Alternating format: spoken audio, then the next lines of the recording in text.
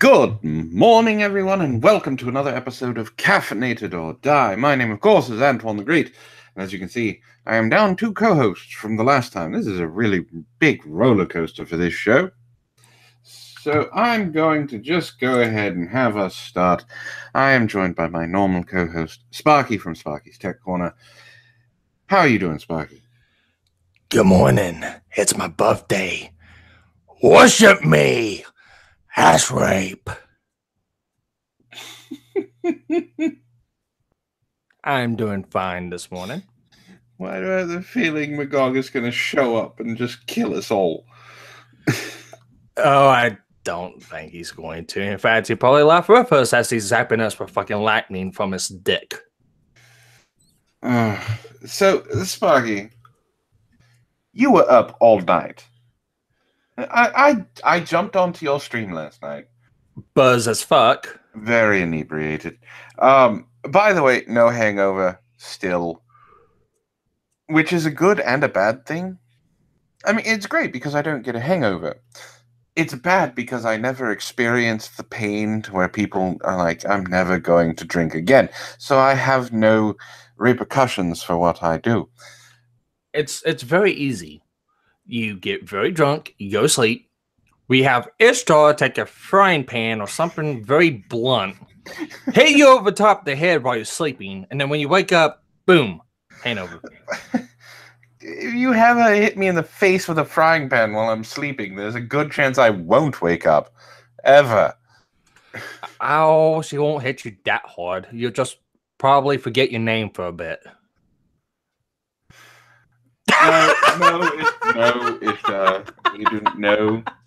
No. Perfect timing. See, she doesn't like that I don't get hangovers, and she does. There was a point in time, yes, I'm sure you're just being helpful. It's right, you can come in any time with the frying pan. It doesn't have to be when he's sleeping. I'm pretty sure you're sneaky enough. Sparky, please stop giving her ideas. I'm not giving her ideas. She's probably already thought of them. I'm just reminding her.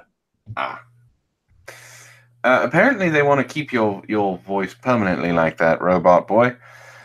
I can't do that. Isha? No. No. You better barricade your door. All right, so I was going to tell a story, but is it so?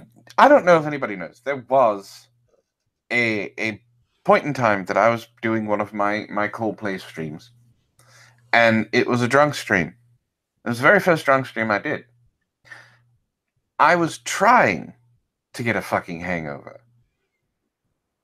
Trying. I polished off an entire bottle of 80 proof Amsterdam mango vodka and started working on the big bottle that I still have. I was fucking hammered. I was past hammered. I was shit-faced. My ex-girlfriend had a huge hangover. Bad enough that she had to call in from work. Threw up all over the goddamn place. It was disgusting. I woke up perfectly fine. Nothing happened whatsoever. And that was me trying to get one. Absolutely doing my damnedest. Do you have that problem? I'll put you like this. I bought a entire bottle of Scotch whiskey. I couldn't even get through a glass because I just can't handle hard alcohol. I had to stop and I had to give it to my girlfriend because she drinks that shit like water and I can't. I don't know why. I can't do beer. Beer is disgusting. I can do beer just fine. And I think I really fucked myself whenever I turned 21. Because here's what I did when I turned 21. I did the smart thing that every fucking, person going to 21 does. I'm going to prove I'm a fucking big shot. What do? I buy an entire fucking, I think a fifth of McCormick's vodka. And I downed, I think, in 3 hours, 3/4 of the bottle. It's not bad. Yeah, it depends on how your alcohol tolerance is. I didn't know what my tolerance was, and I made myself. You do now. I made myself so fucking sick. I cannot stand hard alcohol now. My ex-girlfriend did the same thing with peppermint schnapps. Her and my dad. I think it was one New Year's. They had a big bottle of peppermint schnapps, and the stuff is good. It tastes good, and they fucking downed it. It wasn't even the next morning. I think they did this at like 4 a.m. and like when 6 a.m. came along, they were both up outside puking their fucking guts out. Oh, it is peppermint schnapps. And for the longest time, I think still now, because I don't talk to her, but you give her a peppermint patty or just a peppermint candy of any kind, it instantly turns her stomach upside down. And she loved peppermint candy. Like I said, it is peppermint schnapps. I mean, that will destroy anyone. Look, before I don't drink all that much, which now I have been. I say that, and it sounds like I get a little buzzed. What, every 3 weeks now? It's because I don't have much to do. So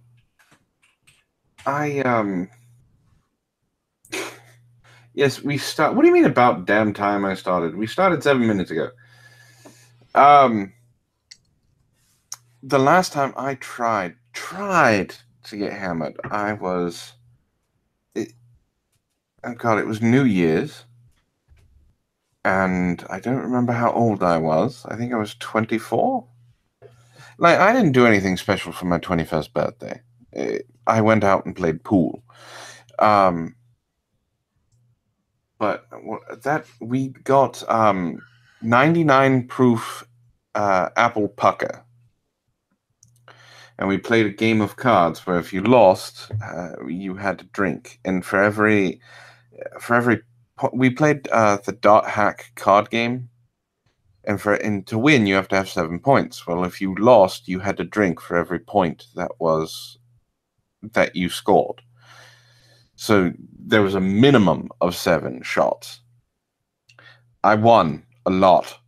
My friend got rather fucking shit-faced to the point where he tried to make out with my dog. Did you record it? Yes, it's recorded somewhere. Oh God.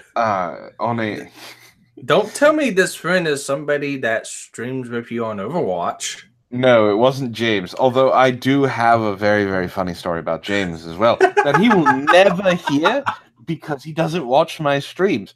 I'll tell that after a second. So he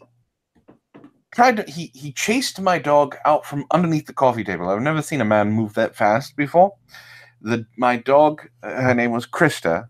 Well, it's my mom's dog, but freaked the fuck out, and then basically and then his name was Brad. I don't care if he fucking hears it. He's an asshole. He decided to try and make out with Krista. So my mother said, "You need to take him outside for some fresh air." Well, it's New Year's, so he wanted to go see if the pool hall was open at 1 a.m.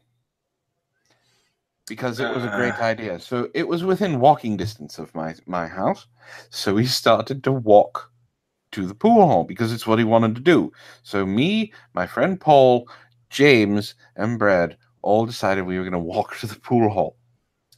So walking a dog? Yes, we were walking because he was sick as a dog the next morning. This story gets so much better. He would go up to everyone's mailbox and open it and ask if someone was home. When we asked him who he was looking for, I kid you not. This is on the videotape. It's somewhere. I think it probably got thrown away when I moved. But he said, I am looking for the leprechaun. So we asked, just the leprechaun? He said, yes, the leprechaun. And he did this with everyone. And then he started opening trash cans and saying he was looking for a bunny. You sure you didn't think he was in Wonderland or something? I have no idea. But I can tell you this. When we finally got him back, the reason we stopped is I did not live in the best neighborhood at the time. We got about a block away from the pool hall, and then gunshots started going off. And let me guess, it took you about a quarter of the time it took you to walk there. Well, no, because he was still drunk off his ass, and it took about the same amount of time to get back, except now James, Paul, and I are looking behind us to make sure that no one is coming after us with a gun. So, it gets to the point when we're going to be going to bed. Or I should say, half of them sleeping where they fell. Brad went into my brother's room and decided to lay down on the floor. Now, Paul, who is very gay, decided he was going to keep Brad company and apparently rubbed Brad's back softly until he passed out, curled up behind him. Oh, we don't know if anything else happened in the room. Neither of them are saying anything.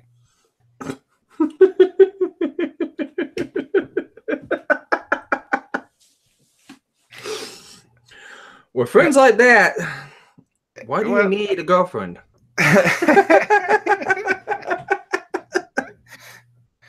Now, the story I have about James. Oh, God, if he is this, he's going to be so embarrassed. I don't care. The story, when I was younger, and I mean high school age, my friend John and I got into trying to make movies, home movies. And the first one we did, we actually got a script, we did different cuts, we did different scenes, we got a soundtrack, the whole deal. Got put together, edited. It's the worst movie I've ever seen in my entire life. So we decided to do, I don't know if you know what In Living Color is. Not exactly. What about Mad TV? It's basically like, Saturday Night Live. There's skits and things like that. Okay. I got you. So we were doing our version of Saturday Night Live, basically, just doing skits, coming up with funny things to talk about and funny things to do. One of them starred my younger brother, and it was just called Motorcycle Guy.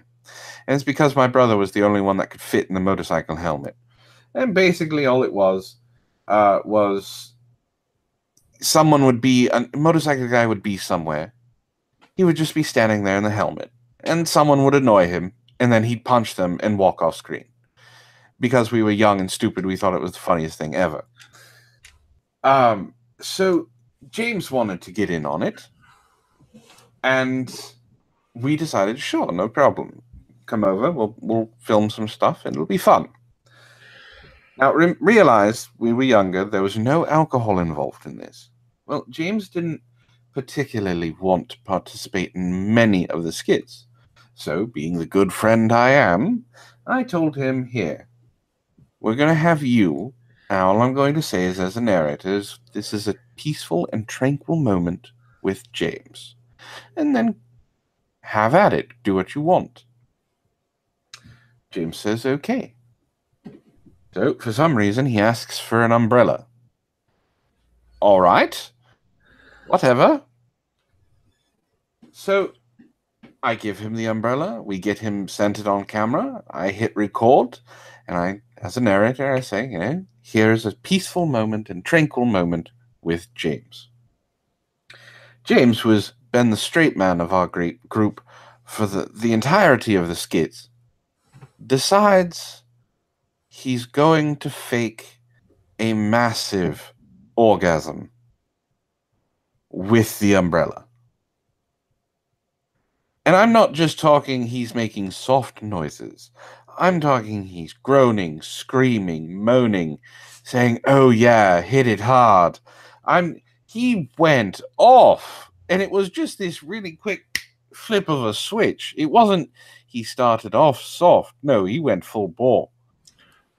And at the Why? end, I don't know why. I wish I knew why. No, why do you guys' skits sound like Saturday Night Live? Well, Michael Myers. I don't know. I honestly have no idea. It sounds like Wayne's World and Austin Powers wrapped up into one. Anyway, Along with a little jackass. when he was done, my mom was in the other room. She was on the computer. This is when dial-up was a thing, so no one could call. You hear her at the end of his skit going, "When did Harry meet Sally?" It was just the weirdest fucking thing I'd ever seen him do. And yes, Dragoneth, it was some awesome trolling, except James doesn't know what that is. You know that the term normie and how it basically means someone who doesn't understand internet culture?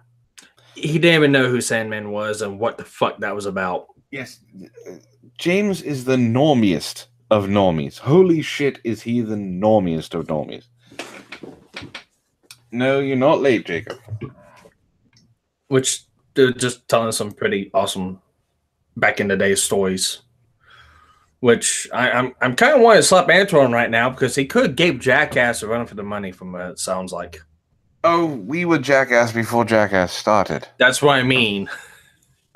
We also did. Oh God, why am I admitting to this now? So it was just me and my friend John, and we decided we wanted to do a comedy, just a stupid comedy, like a compete for the girl comedy. So we had the only girl there, which was my mother. I was playing the uptight Brit. I know, shocking, right? And my friend John was playing the slacker. One of the things that I remember is that we had a towel whipping competition. Now, we did our own stunts, and I do mean stunts, because we also filmed wrestling, and we knew how to fall and things like that. So we decided to attack each other with rolled up towels. No, it doesn't get dark. So, I mean, if you count that I almost broke his toe with a towel whip, that would be dark. But by the end of this scene, both of us were just covered in red welts. Because we just decided we were going to whip each other with towels for no fucking reason. And I hit him in the foot at one point, and apparently I almost broke his little toe. Yes. Yes, I was pretentious from childhood. I was born this way. It happens. Explains so much. Razrul says, "My best Jackass moment. Shopping cart down a steep-ass long hill through a blind street, so no clue of traffic was coming, and a chance across the town dock and off the ramp into a river." Why weren't you cast? I don't know why Razrul wasn't cast. Speaking, how's it going, Ferry? Speaking of shopping carts, the fucking, oh my God, we're stupid as children. This was before helicopter parenting was a thing. We took wire cutters and we took apart a shopping cart because we wanted to make a go-kart. So we clipped off the basket, and all we had is the thing at the bottom where you sit on it, plus the bottom part of the basket. Not sanded down, not anything, so if you touched it the wrong way, it sliced open your calves, your ankle, whatever was touching, even your hands. We got the brilliant idea to tie a string, basically a rope, around the front of it, and two people, it split at the end, two people would run as fast as they could, while the other person tried to stay on the go-kart. Realized we did not have helmets, pads, Nothing. Common sense. Common sense was out the window, yes. So, John was first to go. We had another person there named Steve. Steve and I pulled this cart. John went flying. Like, fell off the fucking thing and rolled into the curb. We thought it was hilarious. Yes, how are we still alive? There's plenty of stupid things we've done. We thought it was hilarious, so guess who decided to go next? That's right, yours truly. I thought...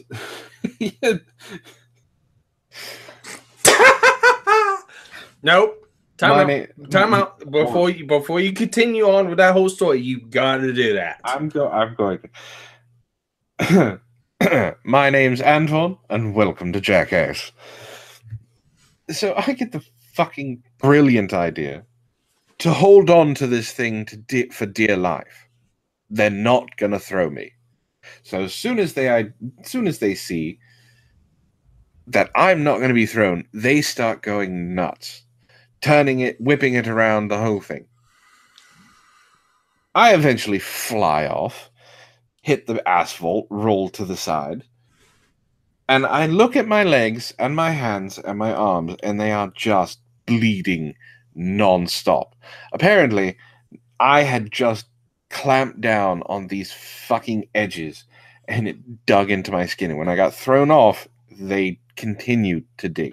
It looked like I got attacked by a fucking cougar, and I'm not talking about a 40-year-old woman who was looking for fun.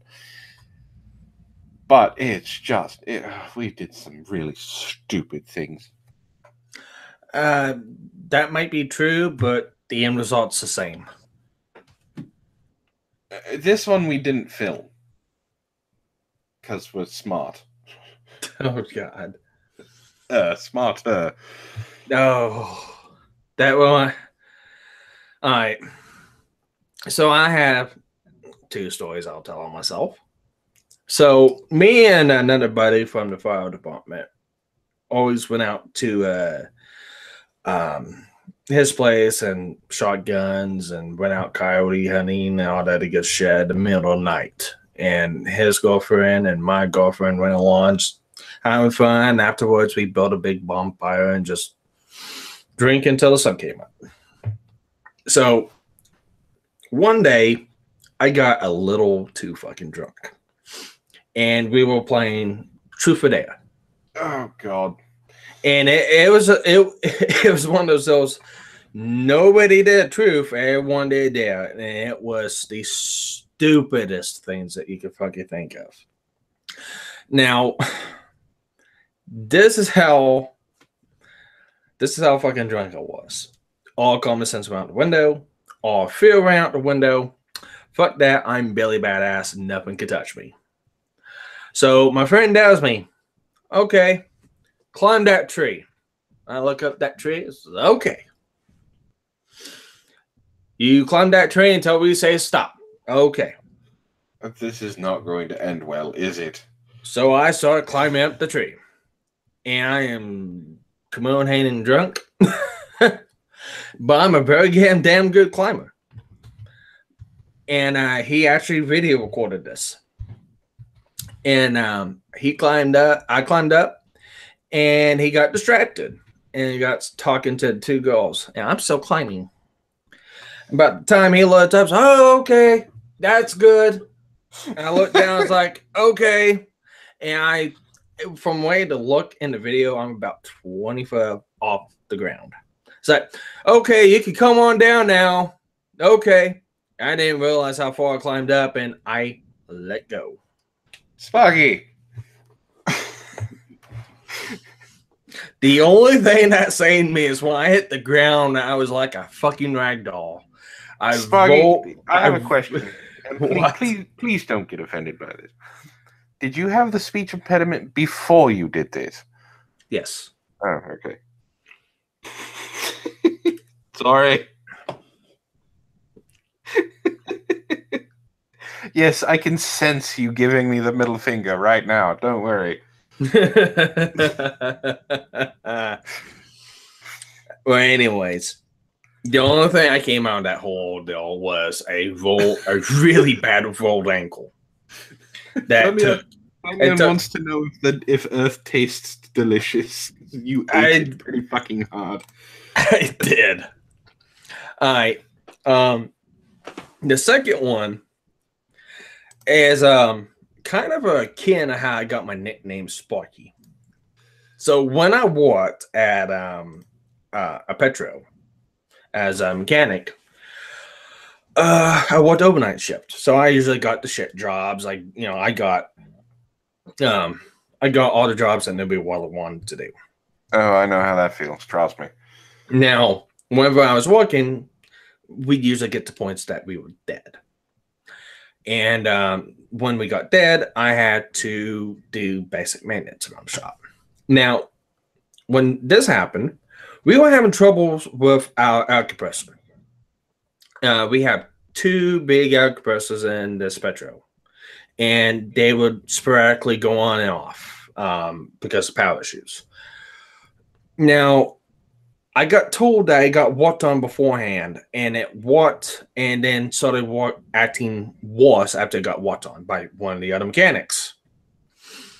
I got told what I was to do, go up there and fix it. Well, unbeknownst to me,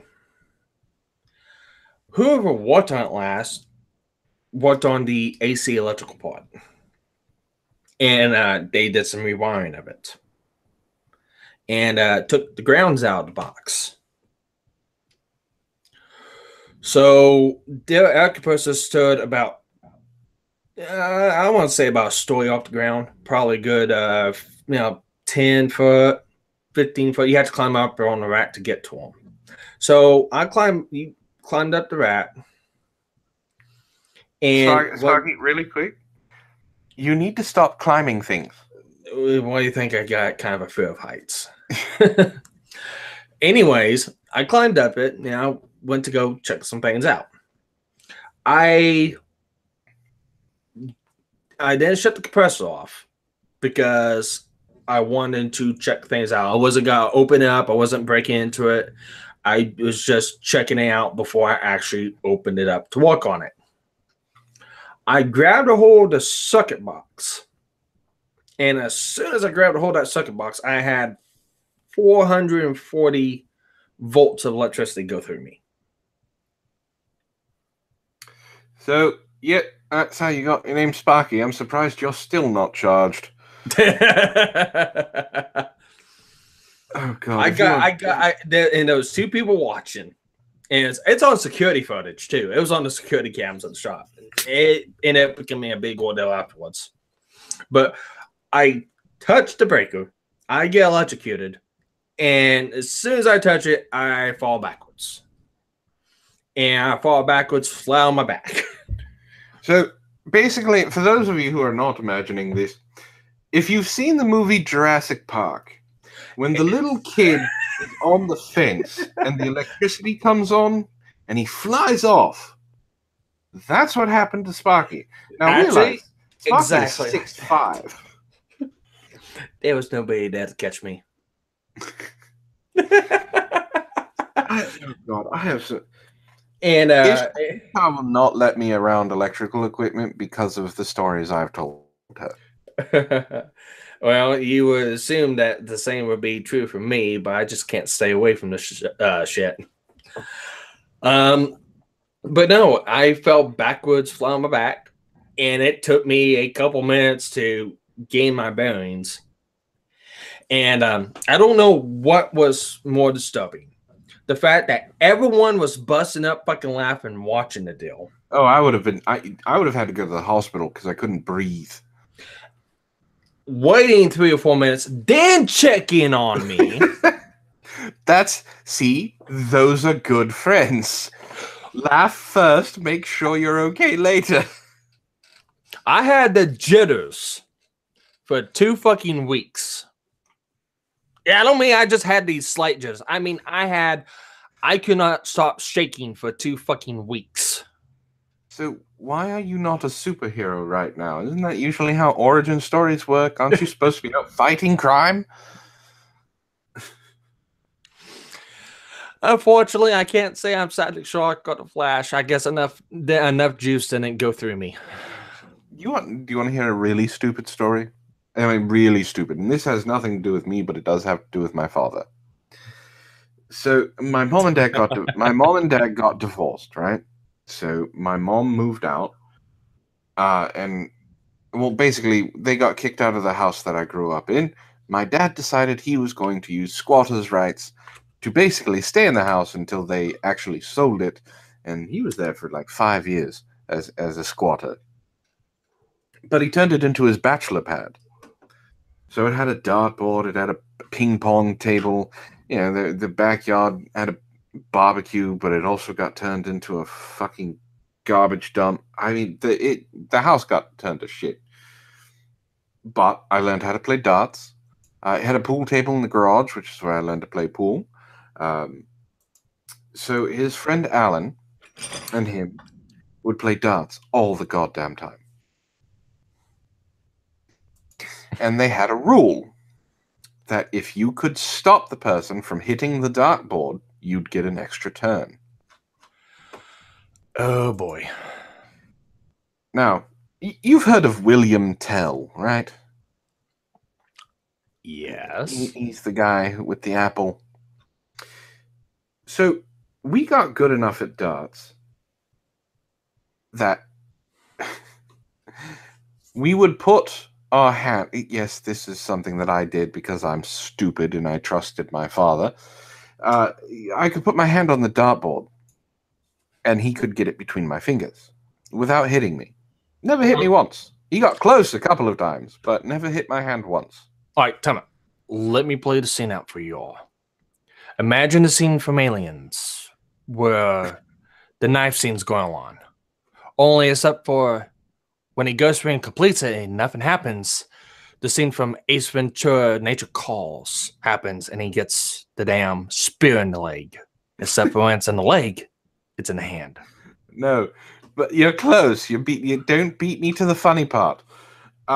So Alan and my dad had been drinking beer since I think 5 o'clock, and at this point in time it was 11.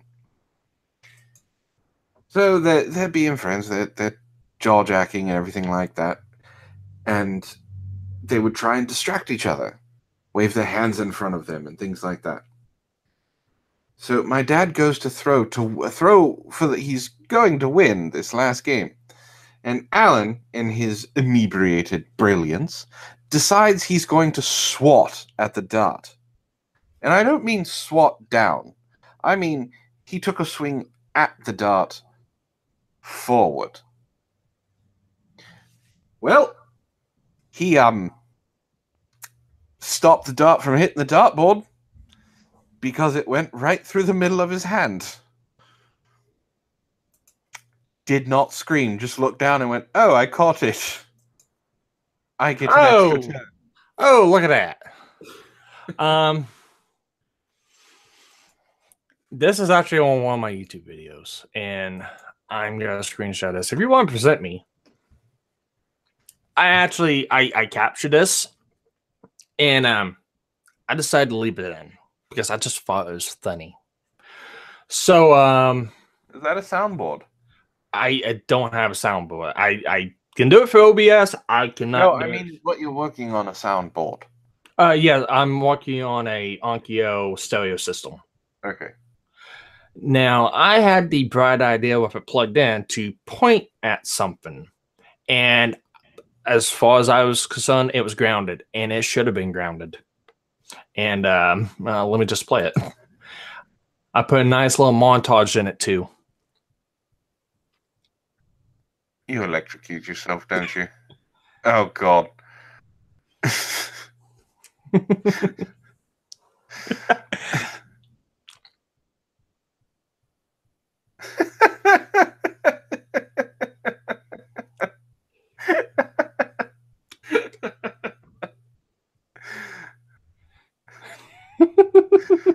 All right.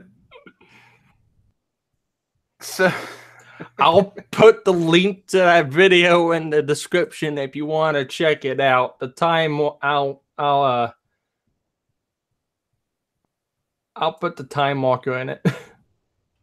So, oh god. All right. I have four incidents that I have electrocuted myself. Two of them are stupid. It's just kind of happenstance. One of them, of course, involves being around my dad's dartboard. The major one, I had learned how to fix things when I was younger, and I took an old VCR. For those of you who don't know what a VCR is, ask your grandparents. And I was able to fix it. So my dad used to go dumpster diving, and he found a television. It didn't Oh work. God. Yes. Oh God.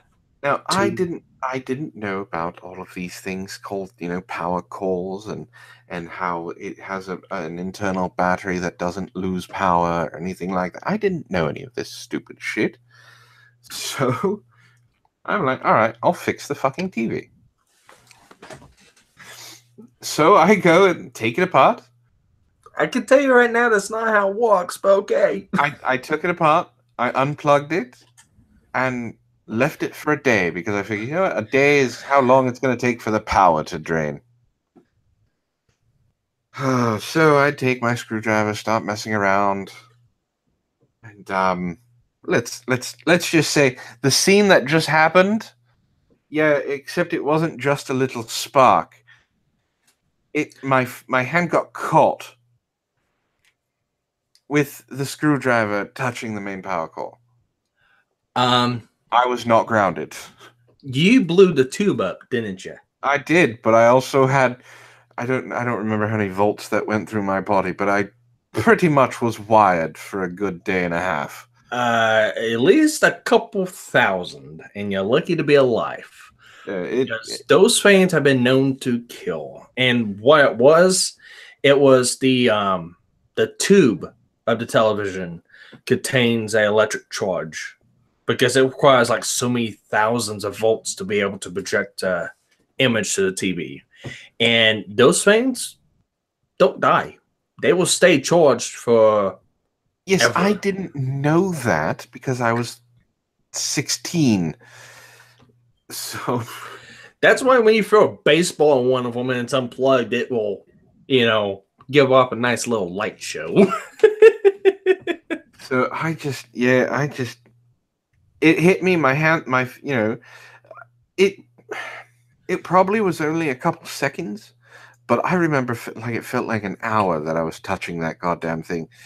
And I was jittery, I was wired, I was moving around. I had so much goddamn energy. I probably could have gone and lifted my Camaro if I wanted to. That's how much energy I thought I had. I do not touch electrical things after that. So that's the reason. And James, Damianis, you're correct. It is amps that kill, not volts. However, volts can kill if you got to re-caught. Or if you get caught in just the right way. It's a good thing that I have a very strong heart.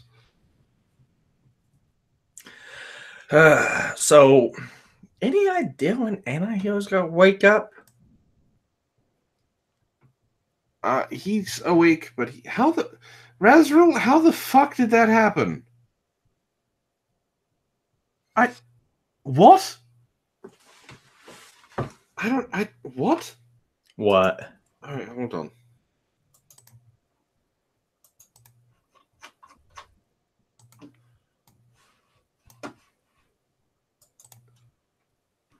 How the fuck does that happen?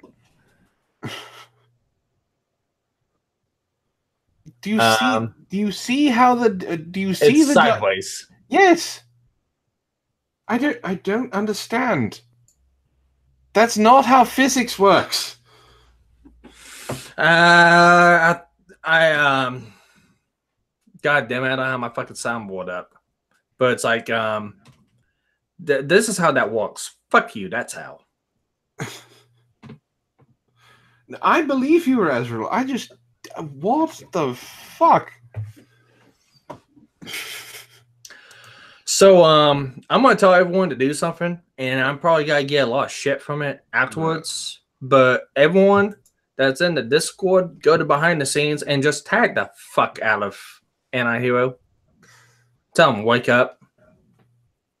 The 24-hour charity stream for Anti-Hero. I would do it. I'll do a charity stream. The problem is I can't stream where people can donate. I don't have enough subscribers on this channel, and I also can't stream on Help for the Guildless, which is why it's not there. I mean, I can do Streamlabs for him, but yeah, there's nothing I can really do for it. He's got his own Streamlabs, Sony. I do not know. I know he's got a GoFundMe. Well, we can do a GoFundMe, his GoFundMe, and we can help. You can help him because I don't do Streamlabs, but you can help him set up a Streamlabs, or Ishtar can, somebody can, and then you could just do a 24-hour live stream and just shield the shit out of his GoFundMe and his Streamlabs. I am not 18 anymore. I cannot do 24 hours. You don't even have to do it. You just gotta leave the thing up and get people in to run it.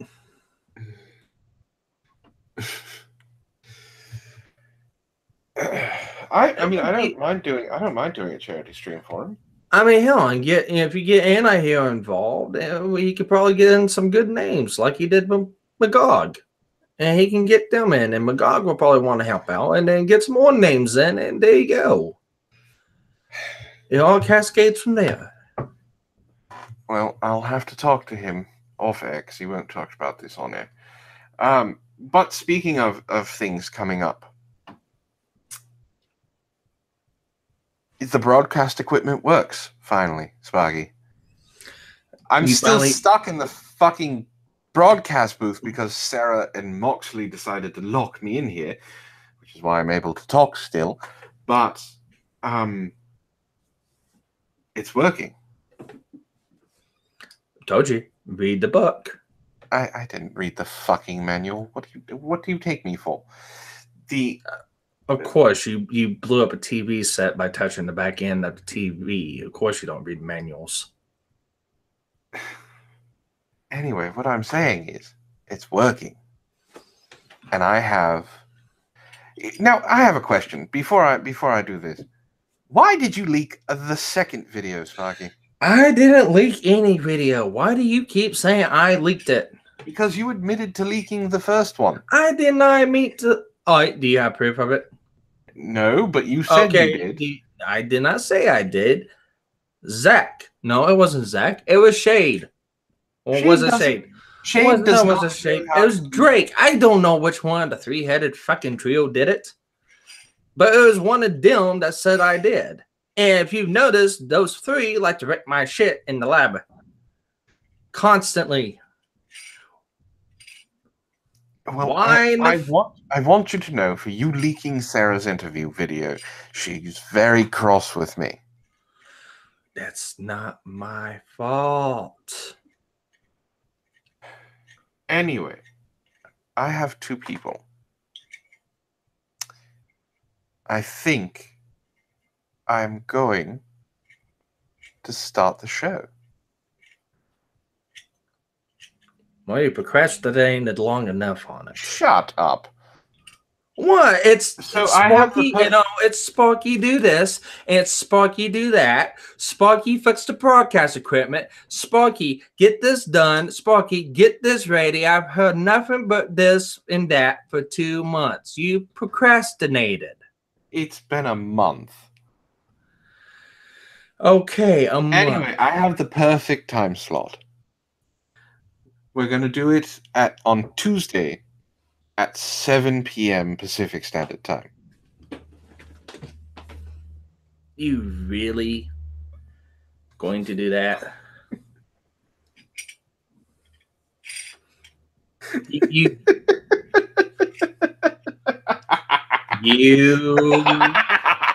bastard.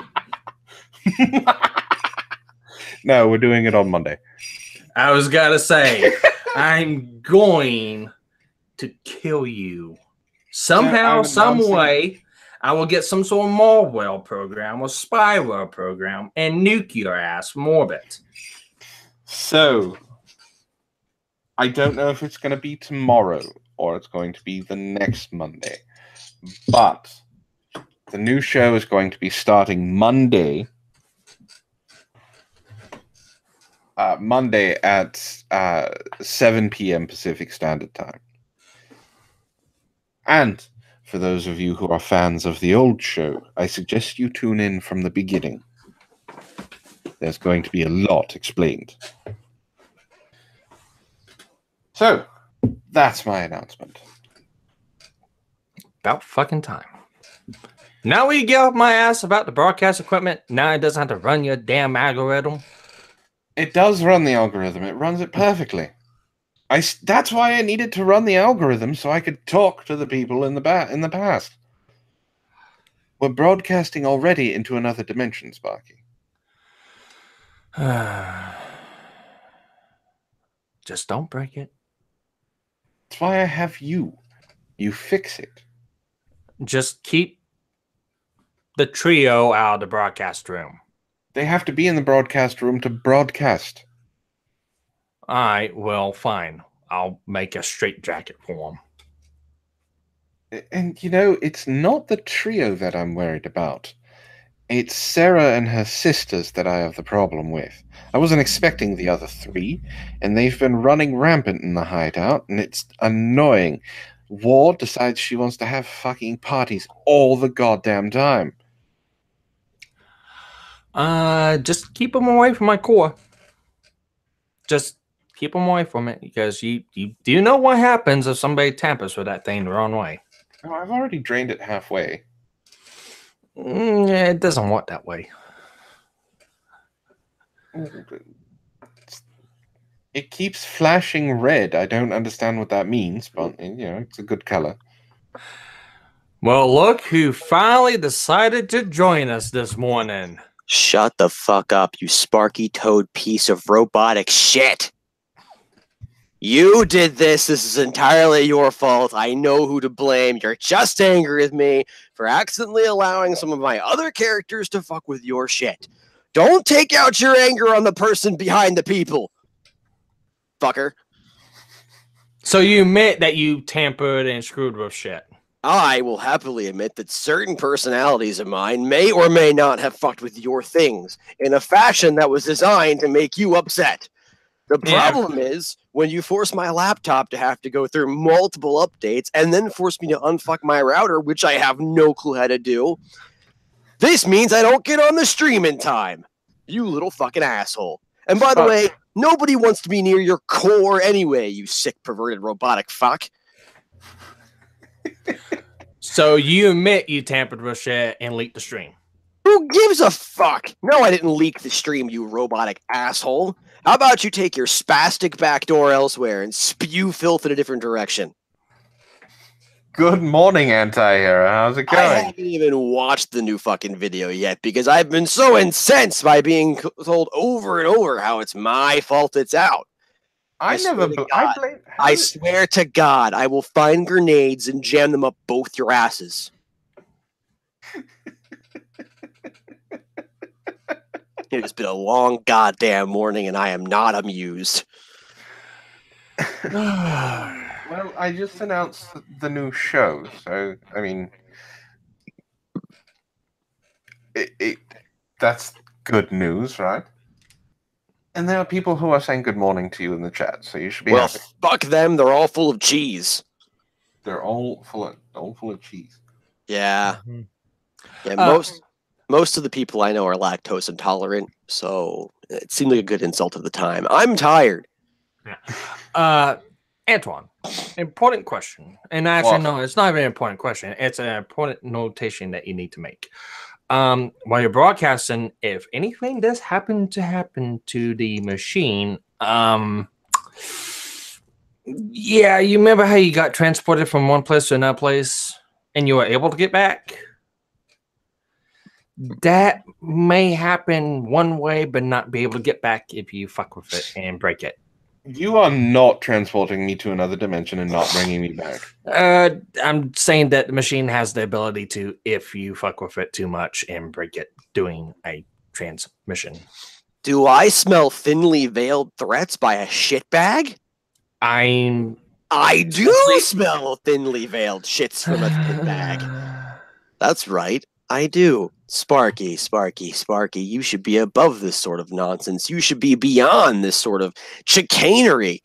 Just tell Antoine point blank that the next time he fucks with your belongings, you will leave him locked in some dimension full of odious, pestilent hellholes. All of them with bright blue hair, dyed armpits, and an inability to find a sense of humor in anything. I would, except for I need my core. And if I do that, I won't be able to find it. So what you're telling me is that you're a pussy. What I'm telling you is... No. Don't we all fuck with heard the it. machine. We all heard it. But for what reason? You aren't actually going to touch us because you need your core. And if you leave Antoine somewhere, then you can't find your core. So what you are is a pussy. You can call me what you want. I think I just did. Doesn't mean I'm going to do anything to him. So that leaves me... That's the point I'm trying to make. Yeah, that leaves me out of anything that might happen. No, oh, you poor child. You see, that is where you try and make it so that you have the plausible deniability, and you failed because you just publicly, thinly veiled threatened him. I didn't Don't blame me if this happens. No, stop. You've lost all credibility as a person. Do you know what the meaning of warning and caution signs mean? Yes, they are to give someone an idea of the possible dangers involved. However, warning and caution signs don't say, well, if you fuck with me, I don't know what might happen, but it could be really bad. Yeah, because I'm letting you know because you would just tone him down because you'll be fuck caution. I know how you are.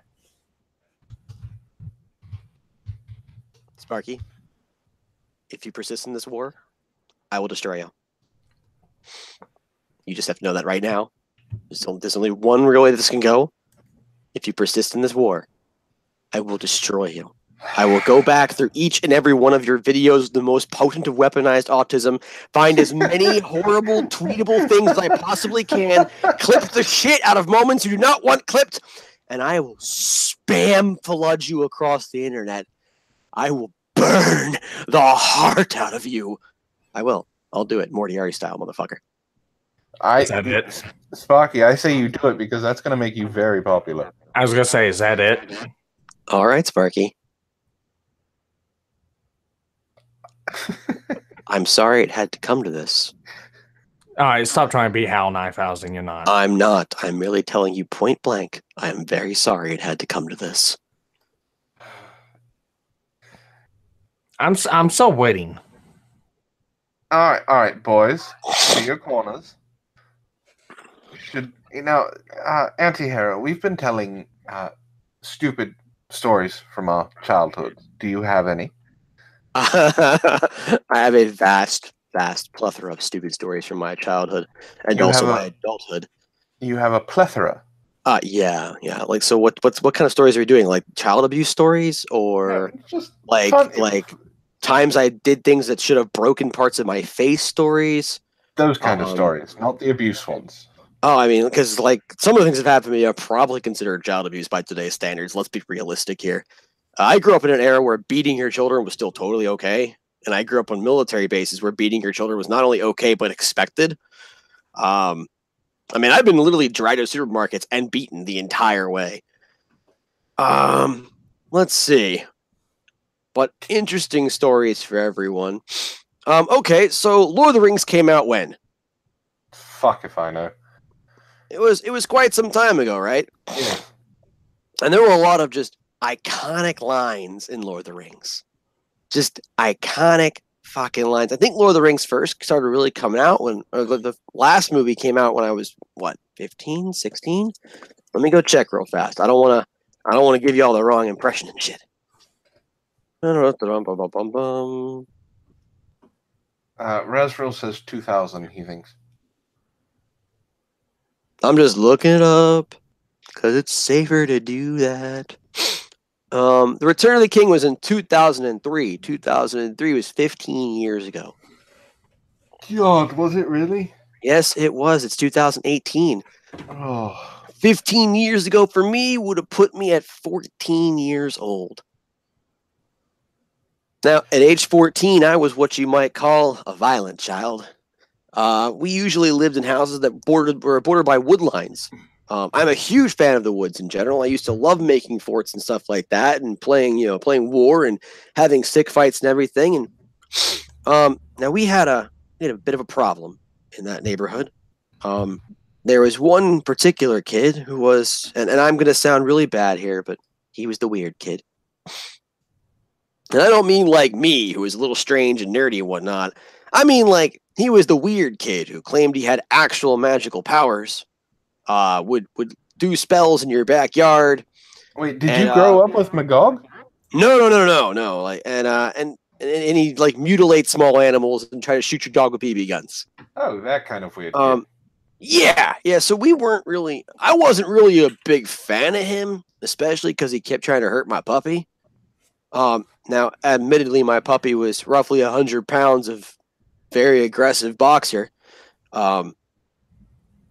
had an English standard boxer at the time. They're a bit bigger than your regular boxer, and he was a big old boy indeed. But anyway, we had our little neighborhood gang, kids of a like-minded age, of a like age, of a like mind. We'd go out, hang out in the woods, throw things at each other, dig pitfall traps, line them with stakes, that kind of thing. The stuff that everybody did at that age. And one day we go out at the appointed time, and two of my boys don't show up. I only had like a 5-man group. So when you lose 2 people just randomly, that's a little weird. So I went to their house just to check on them, and no, they had left their house to go out to play sometime before. At this point, I became not distraught, but confused. And for me, confusion makes me angry. So I sent out several of my smaller troops to go and scout the land to see who was up, and they returned telling me that the weird kid had stolen our 2 men. I immediately assumed it was a hostage situation and began outlining a plan to rescue them until I was told that it was not a hostage situation, that they had willingly turned traitor. I was shocked, heartbroken. I had done everything for my men. I had made them weapons. I had given them forts to live in. I had kindly told them where the pitfall traps were. But they had betrayed me in this dark hour. Did they betray you to go see Return of the King? No. We'll get there. There was only one thing I could do, and me and my remaining men, namely my little brother and one of his friends, went and got our weapons. Our good weapons. Now, are you familiar with what a U-channel post is? No. A U-channel post comes with a kick plate, usually, about 6 inches to a foot from one side. They usually come in 3-foot lengths, 5-foot lengths, and I think a 9-foot length. And they have a U shape bent into the metal, and they're used for like holding up chicken wire fencing and stuff like that. Okay. The kick plate that's on the side is to help push them into the ground a little better. But the 3-foot versions, by the way, this is all made of metal, have a roughly 6-inch handle, and then a hilt made by the kick plate. And then the rest basically is blade. So what we did is we took duct tape and leather and wrapped that 6-inch portion up. And made swords. Because you were brilliant. Out of metal. My little brother was also very, very good with bow and arrow. And I don't mean like just like, I mean like he literally studied how to make them and then made bows that could literally put just pieces of wood through trees. Now, these are pine trees. I mean, it's soft wood, but like it would go in and like sink in like 5 or 6 inches. These things were awful. I got hit in the head once with one of them and it tore my skull. It tore my scalp open. It was a glancing blow, thank God. Also, I have a very thick skull with very little brain matter in there, so I would be safe anyway. I just tell the truth the way I see it. So we got our real weaponry. We armored up. We grabbed shields, scabbards. We took our swords, and we went out to do battle. And as we rounded the bend across this woodland trail, I saw them. And there they were, arrayed against us in force. 3 of them. 2 of them with large and powerful quarterstaffs, and the other one with his hands outstretched, fingers curled, casting some sort of arcane wizardry. Now, no matter what video game I play to this day, I don't like mages because they're fucking annoying.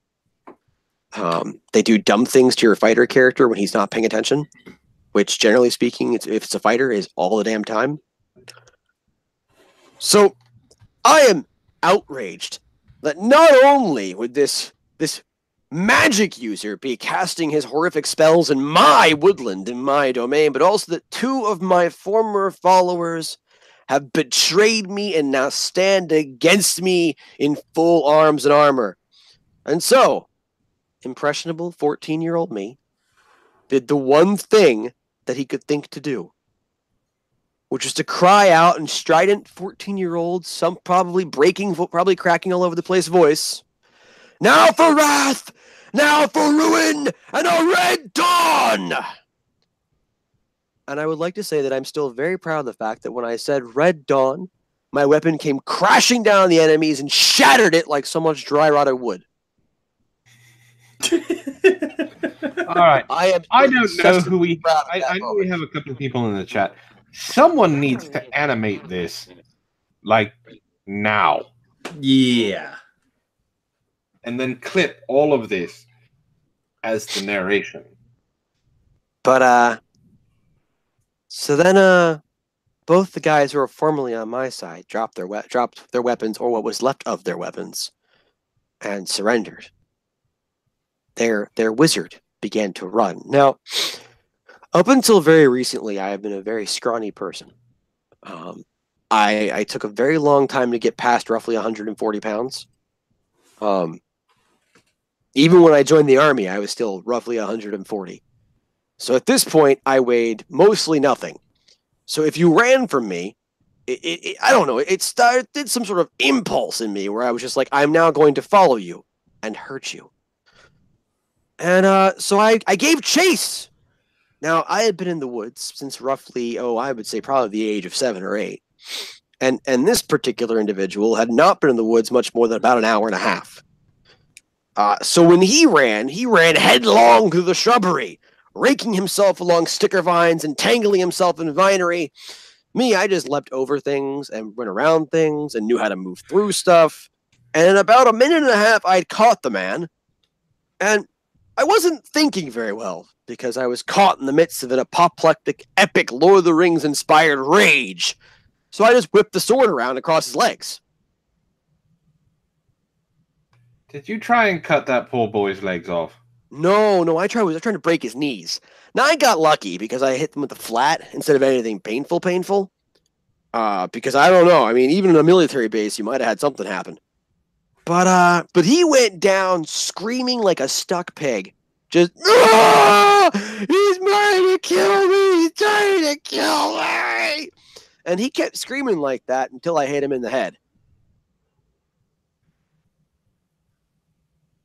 With my fist. I only knocked him out. Jeez. Well, we were waiting for the punchline. God damn it, Antoine, I was going to say that. That was the punchline.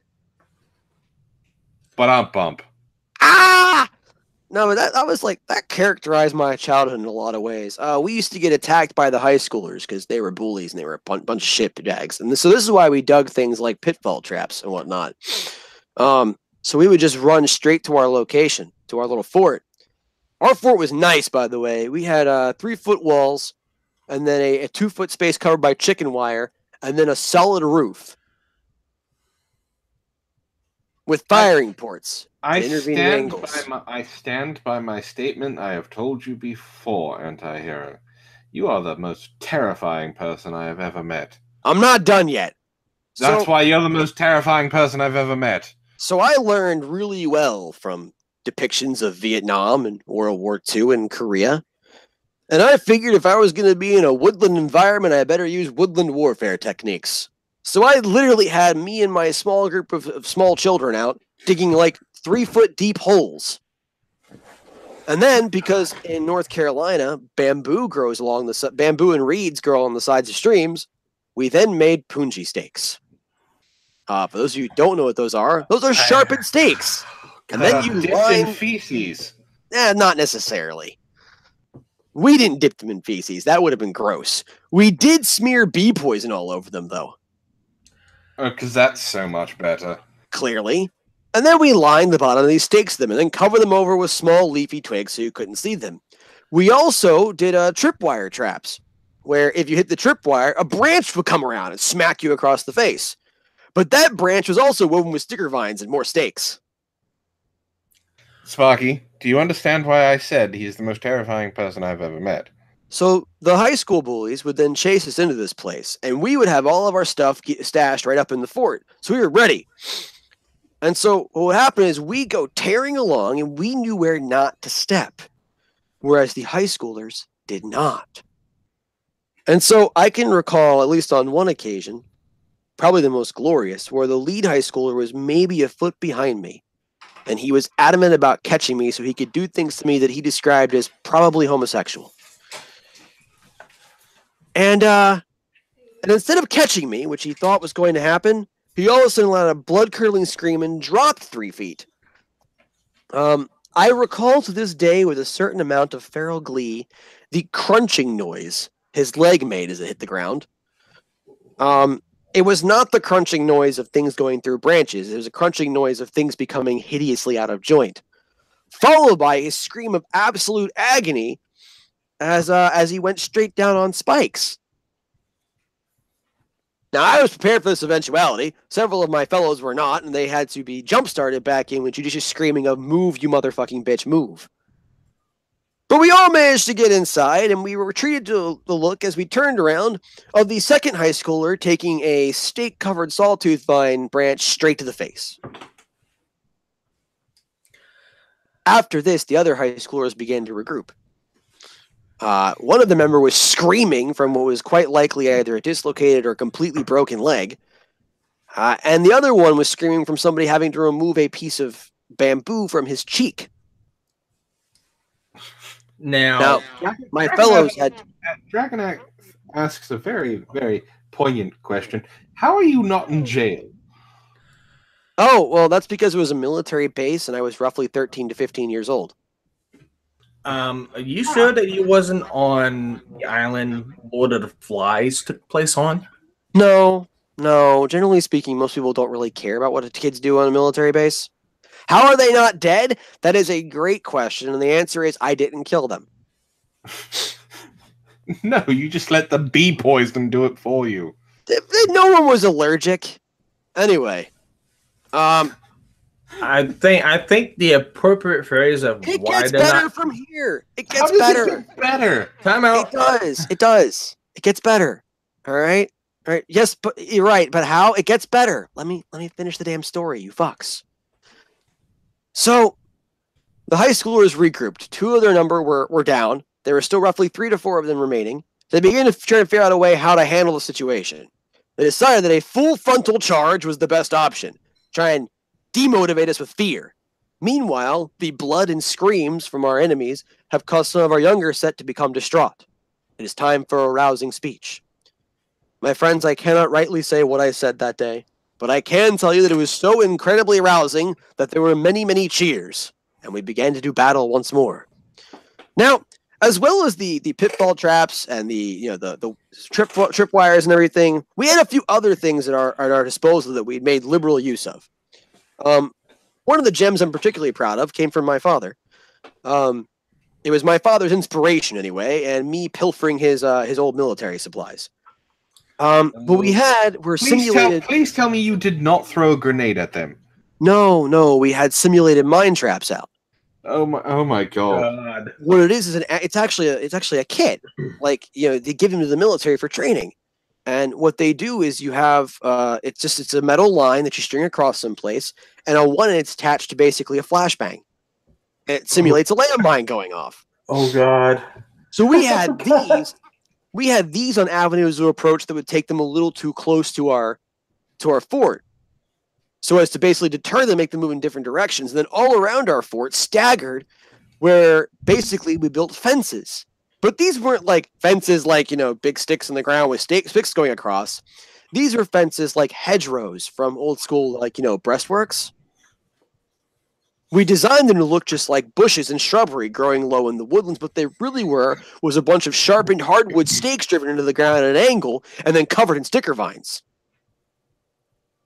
How are you not killing people? Because they weren't dumb enough to run full force after the first guy ran into it and started screaming. Also, we were 15. It wasn't like they were that deep into the ground. Anyway, I like the Carrie says that. When the first guy hit this thing and started screaming and ranting and raving about, oh my god, the agony, we then proceeded to exit our small fort and pelt them with rocks, chunks of wood, and those hard green pine cones with sticky bits on them.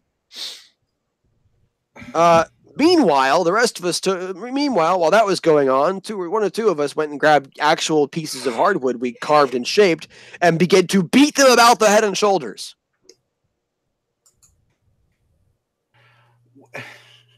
They ran that day.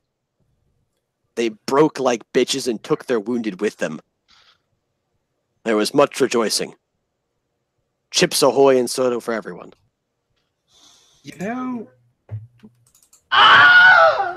God damn it, Sparky. That was I knew I fucking saw you bring up the soundboard. That was like, that's like one kind of story from my childhood. Then there's like other kinds. So like, for instance, the reason I knew about these simulated landmine traps is because my father was an interesting man. My dad is, at that point he was still, I think, roughly, probably on his 15th year in the military. He'd been artillery and airborne for almost the entirety of it. And I guess he was just really tired of us sitting in the house all day. Because about Saturday morning, 7 o'clock, he just starts coming in and goes, "That's it. All of you outside, don't come back in. Go play in the woods or something." That's because he's railing your mother. Possibly. So we went to go do that. We went to go outside. We went to the woods, and maybe about 15 feet in, there is a tremendous crack and a flash of light. And we're all screaming, obviously, because no one expected this to happen. Why are there explosives on the trail? We come rushing back to the house, freaking out, and there's my father with a cup of coffee, watching us through the screen door, which is locked. And he says, "There are 6 more of those out there. Do not come back home until you find them." And then he closed the door, just entirely. All the windows were locked. All the doors were locked. And we had to go out and try and find these things that we didn't even know what we were looking for. It wasn't until, I shit you not, 7 o'clock at night and 4 explosions later, we finally figured out what it was we were looking for. And to this day, I'm not certain if I want to be proud of my father or absolutely terrified of that man. But that's where we got the idea for the simulated landmines. They are a fantastic deterrent for people to keep people out of places you don't want them. My dad tried to teach us how to play baseball one time. I have nothing that would even remotely touch following that story. Same here. That story. I have a fun story about Pinecone Wars. You had actual, war. Oh no, we did that a lot. Pine cones were like the poor man's choice of weaponry. We lived in North Carolina, so we had like this clayey mud that you could it was clay, really heavy clay, so you could shape it to an extent. And then you could dry it and it would become like ceramic almost. Not nearly as strong, but it would hold its shape and toughness quite well. And then when you threw it at something, it would fragment. So rather than you get hit by a solid object, you would get hit and then it would burst against your skin with a bunch of sharp little shards. And so what we would do is we would get these like pieces of clay and we'd use water and everything, obviously, and shape them into cubes, roughly 3 inches by 3 inches. And then you just throw them at somebody's head. Oh fuck! Oh yeah, no, we were awful, awful people. Yes, I would consider that a hand grenade. Basically, here's the answer to everyone's question of how in the fuck did he not kill anyone while he was doing this? And it's simply Fuck you, that's how. Basically, like no kidding, I didn't kill anybody until I got to the army. But seriously, how are you not in jail? The MPs need to fix the view of what is just okay. So you have to understand there is a very different viewpoint. At least when I was growing up, there was a very different viewpoint on a military base. It was a lot less of, oh my God, think of the children, and oh my God, leave the kids the fuck alone.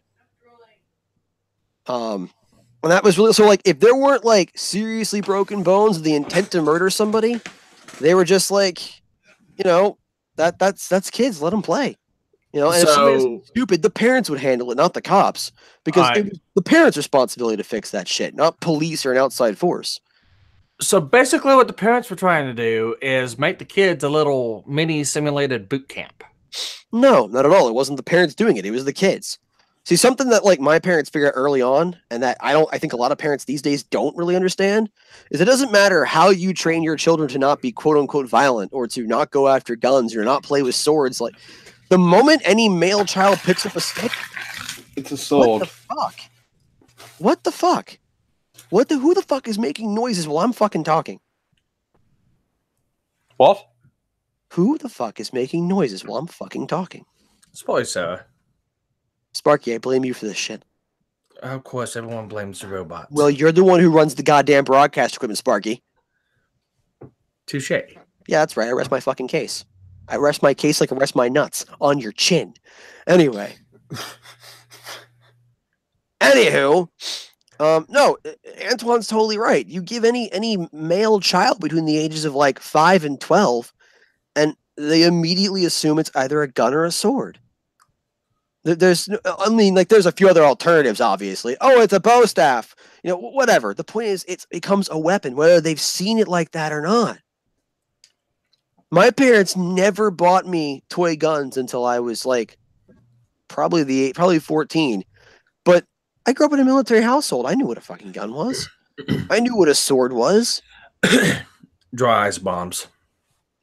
We never did that because those could be dangerous. I did those. Those could be dangerous. I made those in the army. I didn't do that so much as a kid. You just hear the entire story that you described, but the dry ice bomb can take off your hand if you're not don't do it right. He is correct. They can be a lot more dangerous than flashbangs. Chemical heaters are fun too. The chemical heater from MRE. Fuck, really? Yeah, you did that too? Yeah, oh yeah, all the time. We use those distractions when we were on FTXs. Can someone explain to me who doesn't in layman's terms what the fuck a chemical heater is a little pouch. It's got a little, I don't know what the chemical is inside, but it has some sort of chemical compound in there. When you add a little bit of water to it, it becomes very hot and you can warm your food. It's fantastic. However, if you give it a little extra water in there and then seal it and then just wait, it'll just start swelling up until it explodes and sprays a roughly 5 to 10 foot area with scalding water. Effectively, how would you say it? A poor man's version of not really napalm, not really napalm, but same effect. Not as extreme. But it just throws boiling water all over the place, and it is god awful. They take a little while to go off because it's got to build the pressure, but they're great for distractions. You toss them in among a group, and when they don't notice, or just leave it somewhere where they're not going to see, and then you just wait. And then you just wait for the screams. Yeah. Once you hear those, you're usually free to move out.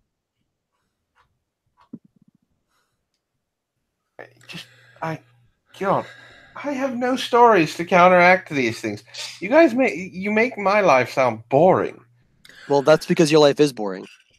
We have the most interesting man in the world in here with the chat with us. Did you know that, quite seriously, did you know that if you take a whole bunch of sparklers and wrap them all up in electrical tape, light them and throw them, it'll take a chunk out of concrete? Yeah. It'll make craters in asphalt. Yep. Sparkler bombs. done that. I have electrical tape and sparklers right now. Okay, so if we hear a loud boom, Nah, I Okay. won't do it on stream. I'll be nice. So But what think other of the views. interesting stories from my childhood do I have? Can think we you do talked one it. that doesn't include, young person mutilation? well, we did. That's like ask. literally half of my stories. All right, we did ask, and we did tell him the pretenses Well, of I've what the got stories going to be, one. but they were supposed to be towards you, not others. I've got one that doesn't involve. Okay, I got two then. I got one that involves me taking some pain. I got one that doesn't involve anybody taking any real pain. All right. Is it funny? Of course it is. So Anything he says is funny. around that same time frame, probably a little earlier, maybe my 12, 13 years old, my father decided that it was time for his eldest son to learn the fine and manly art of baseball. Now, I don't like baseball. I've never liked baseball. I didn't like it then. I don't like it now, and I don't like it now because of what happened then. Time out. Can I just say something real quick? If you're gonna ruin this goddamn story, I swear to God, Sparky, I will shove my foot so far up my ass you will learn what my toe fungus tastes like. You understand? Okay, go for it. You're going to shove your own foot up your own ass? Yep, that's what I said. Okay, go for it. I'm not gonna stop you. Now- But no, this Oh is my God, are you serious right now? yes. Let This him is speak. Come on. this is gonna be similar to the story of Antoine and the TV and why he doesn't mess with electricity, isn't it? I have an electricity story too. If you guys want that later. Oh God. Might as well. We both told one. Yeah. So basically, my father, like I said, decided to teach me how to play the manly sport of baseball. Now I understood hit the ball. I got that down. You put a large wooden club in my hands, and I'm usually pretty set. What I had a problem with was the idea of catching the ball. Normally, because when someone lobs an object at my face, it's roughly the size of my face at a high speed, I don't stand there and put myself in the way of it. As far as I'm concerned, that's a poor choice. You should get out of the way of that. But the whole point of catch and of baseball was to not run away from the ball screaming. So I made a valiant effort and I missed a lot. And finally, my dad says, after literally 45 minutes of failing to catch anything, because I did not have what you would call hand-eye coordination at that time period, my father goes, you know what? We're going to try a pop fly. And I'm like, oh, okay, what's that? No, I'm just going to toss it up real high, and you just got to hold the glove up, watch the ball go into the glove. So he throws it up real high, and I watch it spiral up into an arc, reach the apex. I hold my glove up and watch the ball go right over the glove and crack into my nose. There is an immediate nosebleed. There's blood everywhere. I am just thoroughly unimpressed with the game of baseball. And that became like the norm for our family when it came to catch. My little brother was even worse. He used to catch line drives with his face. Oh. I gotta give him credit though. Like at no point did he just say, "Fuck it, I'm done." I did. I was like, "Nah, man. It builds character." Something. Well, it's all coming out of my nose now, to quote Calvin and Hobbes. No, my little brother, though, every time he tried to get in front of that ball, and he did, he would stop that ball like nobody's business. I mean, it was with his face, but he would stop that ball like nobody's business. So then quick electricity story. This one is fast. My mom's vacuum cleaner was on the fritz. This is back when I was maybe 14, 15. Mom's vacuum cleaner was on the fritz. It wasn't working. It was all clogged up. It was all jammed, all kinds of things. So I opened it up to pull off the top cover and everything, see if I could figure out what was going on. I wanted to dismantle a few parts. I had a basic idea of how it worked. And I reached down in there and I realized at precisely the second I touched a certain thing that I had forgotten the cardinal rule of working with electronics. And that was to unplug the system. And the reason this becomes an issue is because vacuum cleaners have what's called a motor coil, which is a massive ring of electrical wires wrapped around some chunk inside it. That carries a ridiculous amount of electrical charge.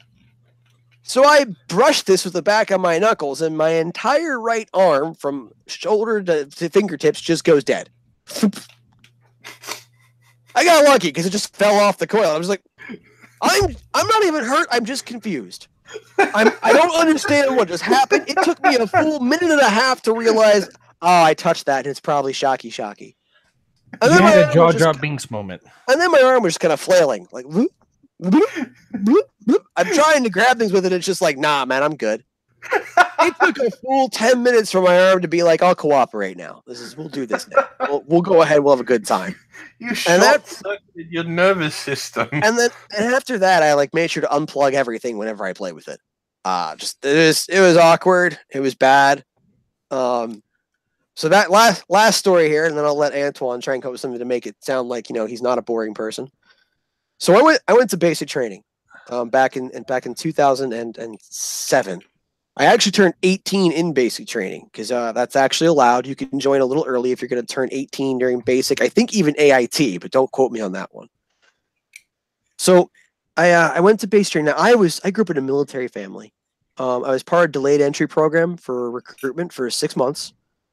So like I'd heard every single story. I knew every single tactic. I was fucking prepared.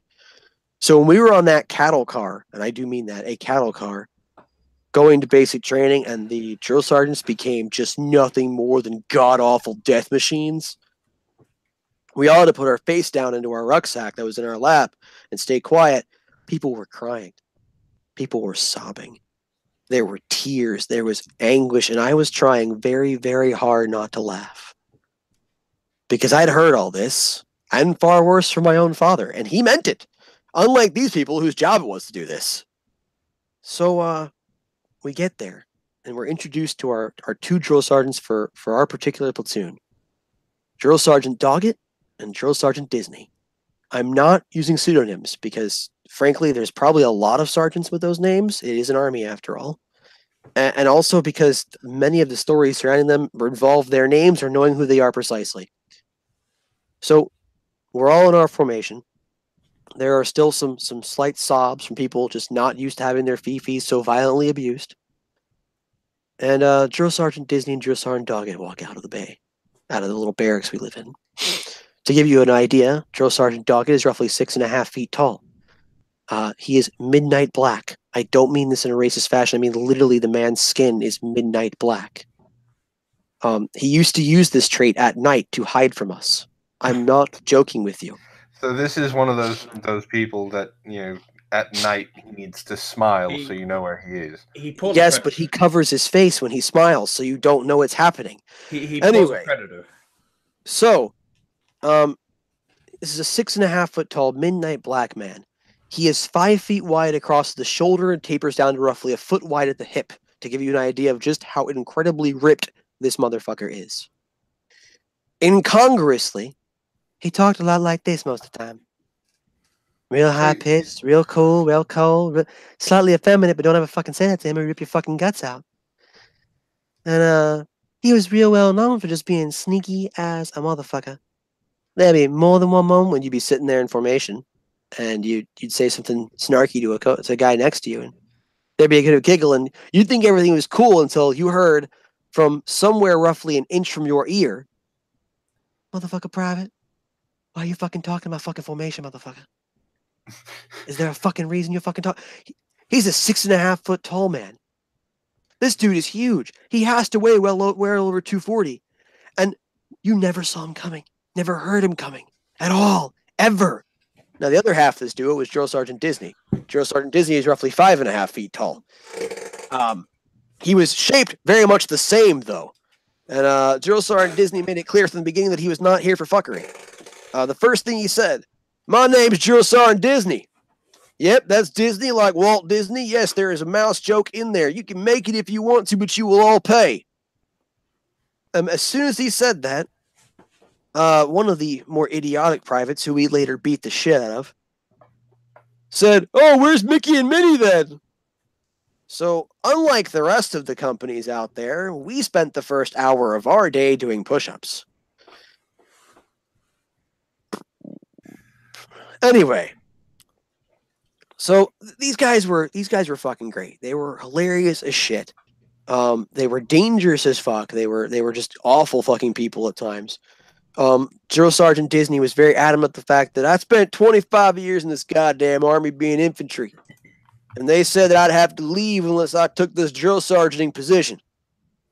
Now, I didn't want to leave my blessed army. This is my life. But I didn't want to train you motherfuckers either. I had to pick the lesser of two evils. So I will happily recycle and get rid of every single one of you pricks if I think you don't belong in my God-blessed army. It was like a walking cliche.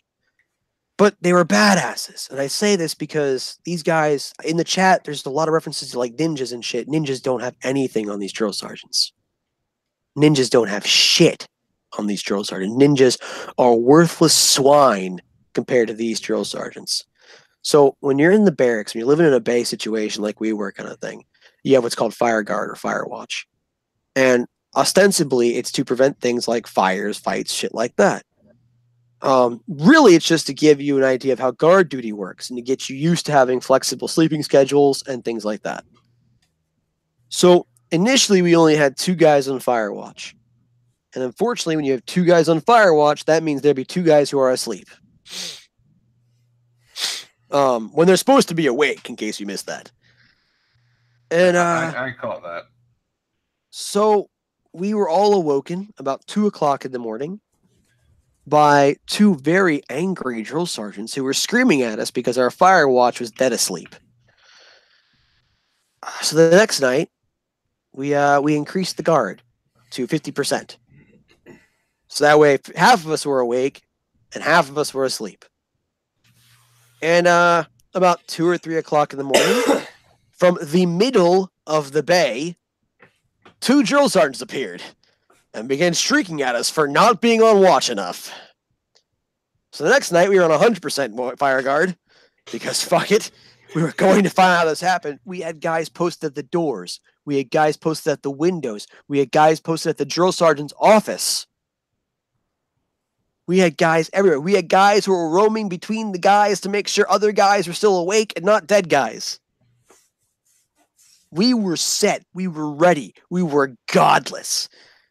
And then from the middle of the bay, 2 drill sergeants appeared and began screaming about how viciously unprepared we were for real combat. And then, by the way, each time this happens, there is now 3 hours of getting just smoked unendingly. That smoked, for those of you who don't know, means they basically make you do exercises so you beat the shit out of yourself. By the way, after 3 hours or 2 o'clock is 5 o'clock. 1 hour later, it's time for PT, which is physical training. Yes, I know what PT is. Well, some people in the chat might not know. I don't know. I'm trying to be nice and helpful and shit here. So we had a lot of fun times there. Now we were technically a co-ed basic training, but everyone was kept separate, and you weren't allowed to do any sort of quote unquote fraternization. If you did, you could get in actually a serious amount of trouble. Well, we had one girl in the platoon who thought the fraternization rules did not apply to her.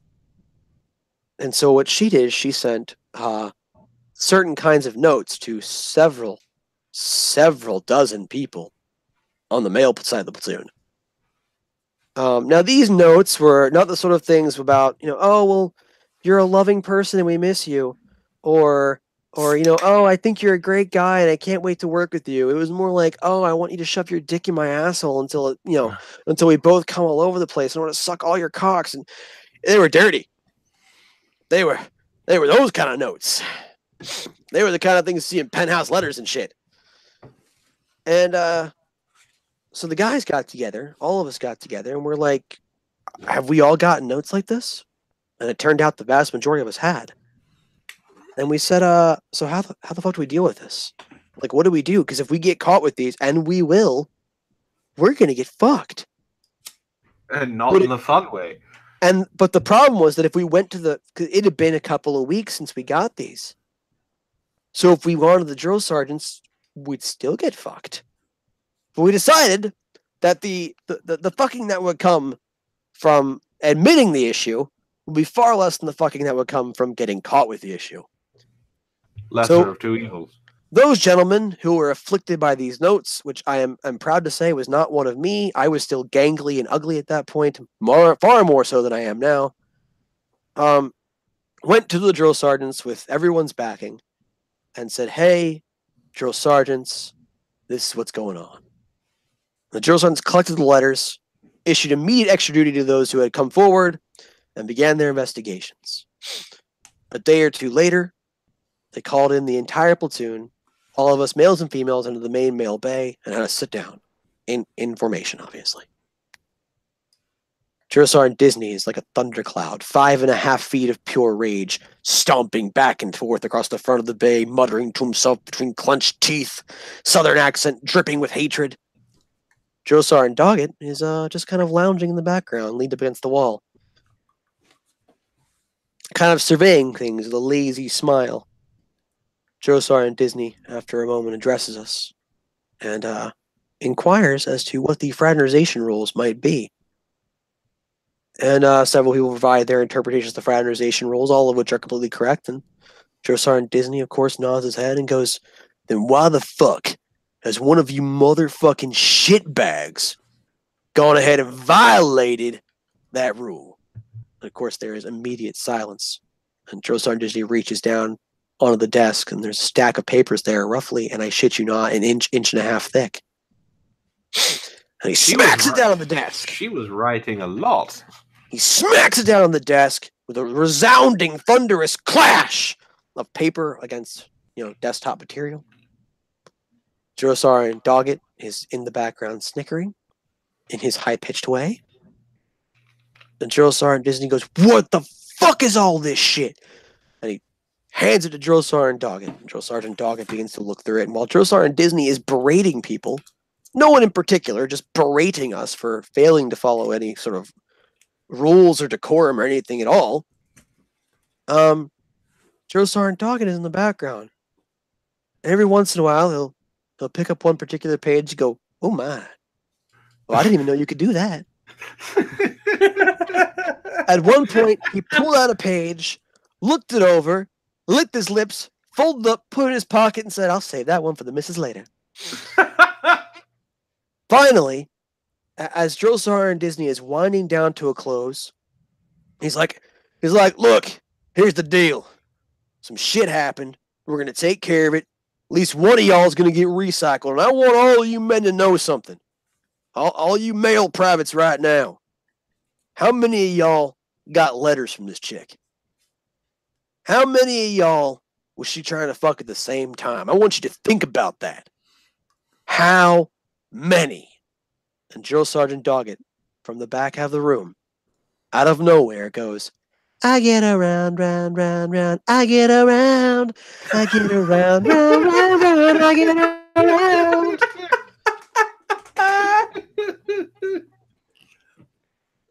Drill Sergeant Disney gave him the glare of 1,000 deaths. Drill Sergeant Doggett laughed it off.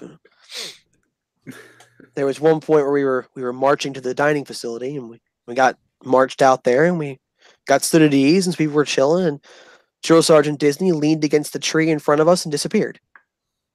Drill Sergeant Doggett leaned against the tree in front of us, disappeared. Now, a 6.5 foot tall midnight black man leaned against a tree and vanished. And I don't mean like he sat down and hid behind the tree, or he just left all of a sudden. I mean, he vanished. He ceased to be there. We watched him go there. We watched him no longer there.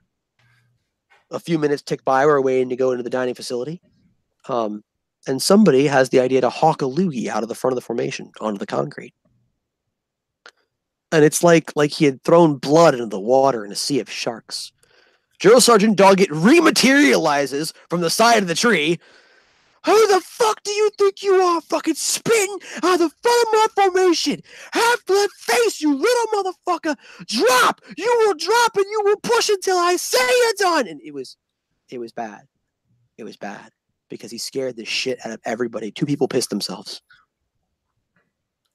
2 grown adult men pissed themselves because this guy came up out of nowhere, out of a place we'd all saw him go, and no one bothered to think he was. It was just. They were fucking ninjas, man. At one point, I was on guard duty at night on a field training exercise in FTX, and I was nodding. I'm not going to lie. I was tired as shit. We'd done 12 miles that day. plus some exercises.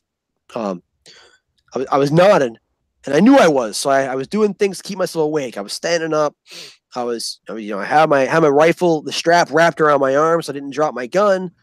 And I closed my eyes for what I thought was maybe a second and a half. And when I opened them, maybe 6 inches from my face, was this terrible nighttime devil. Antoine thinks his avatar is frightening. It is not frightening because I have seen the face of true evil. And it was grinning at me. It was just perfect white teeth in just nothing but blackness. Nothing but darkness. It was a darkness darker than night that cast a shadow over darkness itself. And it just grinned at me and then moved on. And I was awake for the rest of the night with no problem. Just absolutely awake. I bet you were. There was no chance I was ever gonna fall asleep. And to this day, I have never fallen asleep on guard duty because of that memory in my head. Just there, looming out of the darkness. Perfect white teeth and a smile. Fuck. So fucking scary. You don't understand how terrifying this is unless you've been there, all right? I get the sense that it's absolutely terrifying. There are things in my life that have scarred me. That is one of them. You get drill sergeants that are real cool, and you get drill sergeants that are real. Oh no! Like here's the other thing. Like both those guys were the best drill sergeants in our entire company. There's only one guy who I wouldn't have minded having beyond him, and that was Drill Sergeant Bat. Drill Sergeant Bat was an average-looking guy, except for the fact that he only ever talked like this. And he talked like this because when he went to Afghanistan the first time around, somebody tried to cut his throat while he was knocked unconscious from an IED.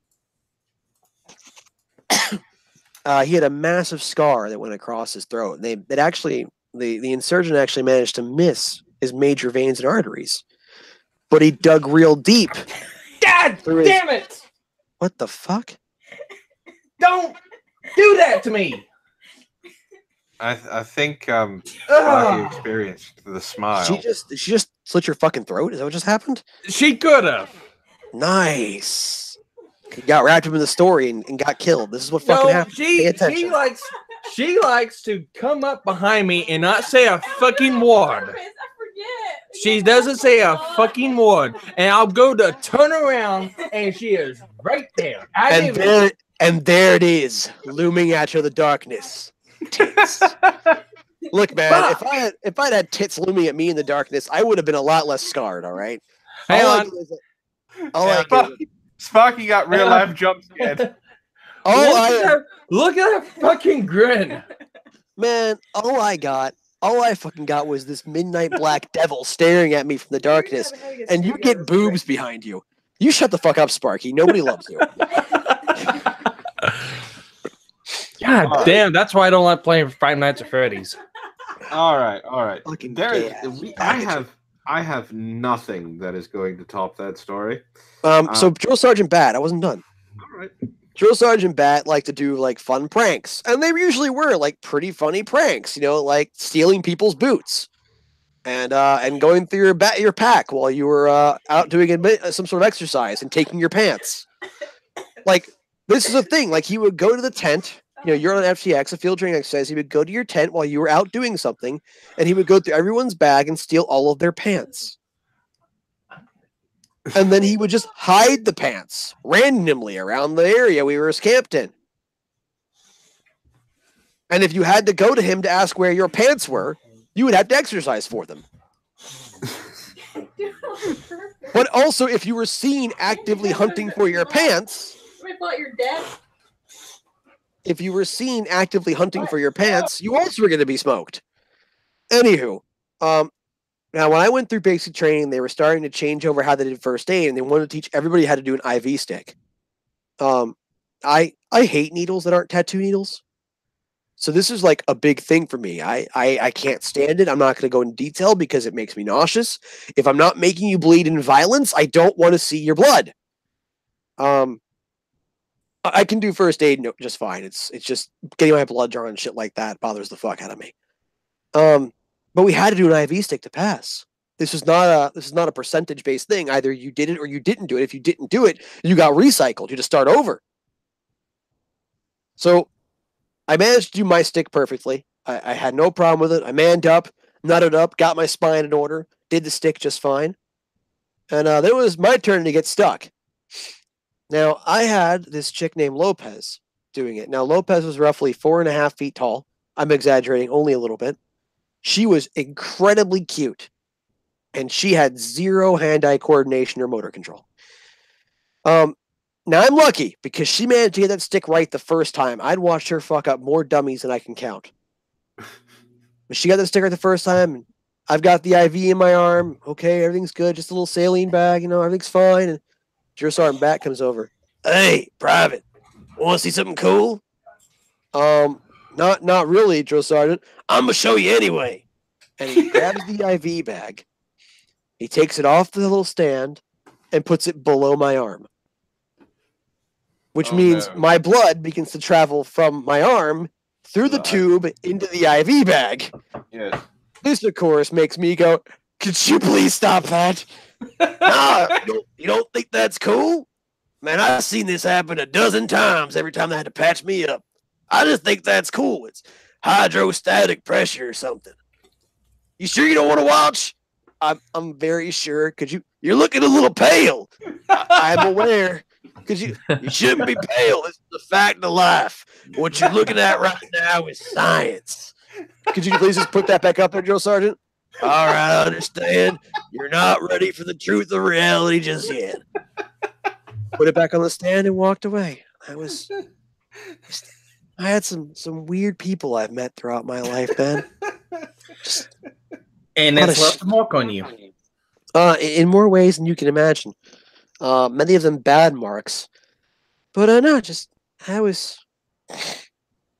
I had some good times in the military. I did. I'm not going to lie. I had some bad times in the Army too, but I had some good times there. That's where I first learned how sleep deprivation works. That's where I learned about interrogation techniques and analysis. Learn basic combat stuff. That's where I learned I'm really good at hand-to-hand combat. I mean, just all kinds of shit. That's where you learn that you can get really, really right, putty-looking teeth. Yes. So, okay, back to basic training. So we had this guy. I don't remember what his name was. We'll just call him Goldilocks because his name was Gold something. Goldilocks had a problem. Goldilocks was off. I don't mean like mentally off. He was a little mentally off, but just he was out of step with the realities that were involved in going to basic training. Specifically, he had this sort of personal problem where he would be in the shower, and these were gang showers, by the way. So it's just a room with a line of shower heads around, and you just gotta go in and scrub up. Right. With everybody else in there. Well, you're a bunch of dudes, and so people gotta occasionally take care of certain business, right? But you're supposed to do that, in the bathroom when no one's around at 3 o'clock in the morning. You're not supposed to do it while you're in the shower with other dudes staring at their butts. That's a no-go. That was the first time he beat the shit out of Goldilocks. It wasn't that he was gay. We had 3 or 4 gay guys who were fantastic dudes. We didn't give a shit. It was more that he was actively jacking himself off while staring at people's asses. Well, you were in the military with the whole "don't ask, don't tell" thing going on, right? I think it was actually ending as I was in. Okay. They were getting rid of it because it didn't matter. Gay guys can shoot people in the face as well as a straight guy can. In fact, sometimes better. I mean, they are gay. But anywho, so the second time he beat the shit out of him, he had refused to bathe for 3 weeks. Ew. And it was he was reeking to high heaven. And we went to the drill sergeant about it because nobody had been able to do anything. And he goes, and the drill sergeant goes, there are certain times when a platoon has to take matters of personal hygiene into its own hands. And then he went back into his office and closed the door with an audible locking sound. At this point, he realized that he was gently sanctioning something. And 3 of us went to go and grab Goldilocks. They dragged him into the gang shower room. The rest of us went to the cleaning closet and got the long handle wire brushes. Oh no. Oh God. And some of the good strong soap. And we scrubbed that motherfucker down ourselves. Now he lost several layers of skin in the process. I would say about 6. But he was clean when we were done. Clean and smelling of Lysol. That was the second time. There was a third time. This guy was I wouldn't call that beat the shit out of him, but I guess you can say scrub the shit. If somebody's ever taken a wire handle brush to your scrotum, you know what the fuck I'm talking about.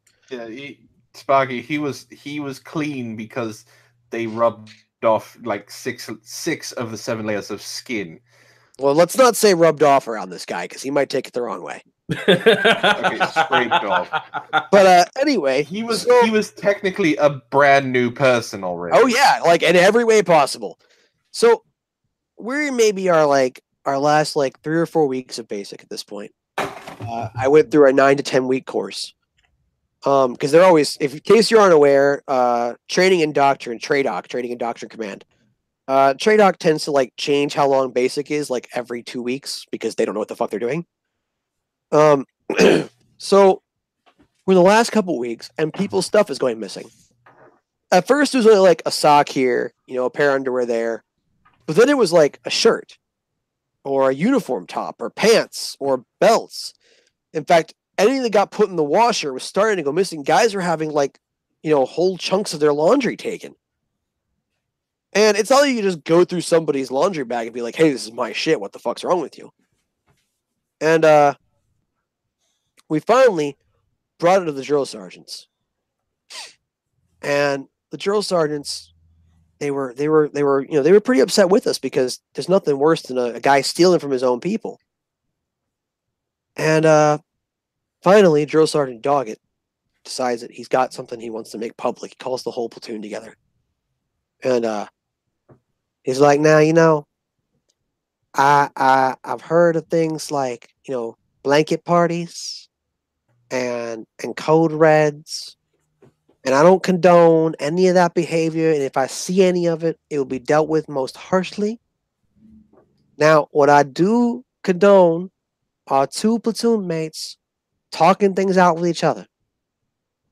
And I do condone you expressing your disappreciation for someone's actions. So if one of you were to catch this thief and you wanted to express your disappreciation for his actions, then that is something you should and are encouraged to do. If you need a battle buddy to help you express your disappreciation for his actions, then by all means, get a battle buddy to help you. In fact, for team building purposes, I would recommend that if you need to get the entire platoon to help you express your disappreciation for his actions, you get the whole platoon and make it a joint activity of expressing your disappreciation for his thieving actions. I have no more to say on this matter. I trust that you will handle it in an approved and prescribed way. And then he left. So he basically just gave you permission to get the entire platoon to beat the shit out of somebody. So we waited. It only took about 12 hours. We had basically people just watching. Only. People watching, and then Goldilocks comes up, takes his laundry out, and then proceeds to methodically go through other people's laundry, taking things he likes for whatever reason. And as soon as we saw him go through the second one, there was a hue and a cry, and he was dragged out in the middle of the bay and beaten profusely. Because we didn't do thievery very well. And the next day, he's out there on his he's out of formation. He's just covered in bruises. Both his eyes are black. And Drill Sergeant Disney goes fucking crazy.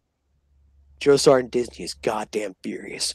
What the fuck is going on in my fucking barracks? Just because I'm not there, you motherfuckers think you can throw fights and shit. What the And he's livid. He's screaming. He's ranting. He's raving. Drill Sergeant Doggett comes out of the bay and hears what's going on and just pauses for a brief moment. surveys the scene, notices that no one else is covered any bruises, and that all of us seem to have our proper uniforms on. He just kind of nonchalantly bebops his way towards Joe Sergeant Disney, who is still fuming and spitting and calling us every name under the sun. And he goes, Joe Sergeant Disney, you had a moment? What the fuck is it, dog? You know I'm busy, right? Look at this fucking rabble. Just a brief moment here, Joe Sergeant Disney. Fine. Joe Sergeant Doggett leans all the way down, because that's 6.5 feet of tall. Leans all the way down and just whispers something into Joe Sergeant Disney's ear. Joe Sergeant Disney pauses for a moment. And then goes, all right, we're going to march to the dining facility. Who's ready?